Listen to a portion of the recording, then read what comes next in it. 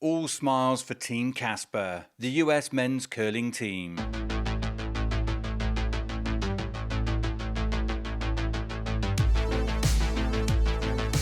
But the last 2 years have been a roller coaster of emotions for captain Danny Casper.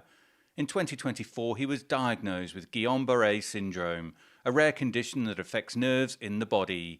His symptoms impacted his hands and legs, sidelining him from curling for much of last year. It's been a very challenging 2 years. I think it's been, I got diagnosed with Guillain-Barré, which is when your immune system attacks and destroys your nerves. And I didn't know what it was for a while, which, was definitely the worst part of it.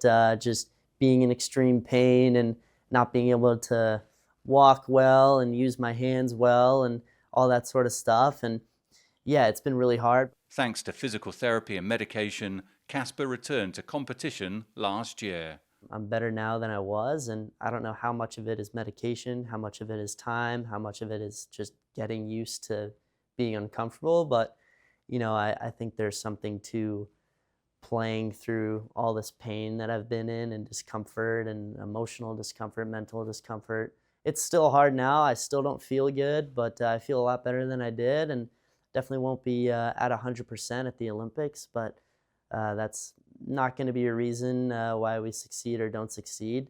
But yeah, I think it's also allowed me to play a lot more freely. I'm just so much more happier to be curling probably than I was before, just because I had it taken away from me for a little while. So I'm just super thankful to be at the not only curling, but curling at the highest level. With Olympic qualification on the line, Team Casper had to compete at times without their captain.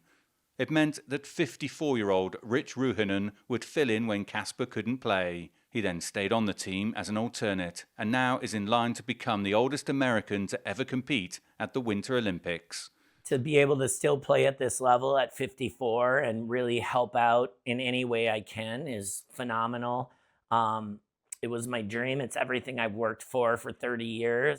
After many near misses, including heartbreak 4 years ago, when during Olympic team trials he again just missed getting a spot on the US team, Ruohonen retired from the sport, believing that his Olympic dream was over. Danny called me and said, "Hey, would you be interested in helping us out when Danny wasn't feeling well?" And I said, "Absolutely." And then it slowly Danny got better and was great. I want to see him play. I just want to help out however I could. Milano Cortina is seeing a changing of the guard for the US men's curling team.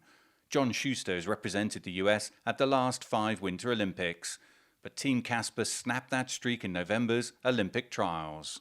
I think we didn't think about it as much as beating Team Schuster, and more like you said, just being top dogs and being the champs, and not to take anything away from what those guys have accomplished over the years. It was odd too beating them because we're such good friends, and that was kind of a tough day watching your friends, have their Olympic goals cut short.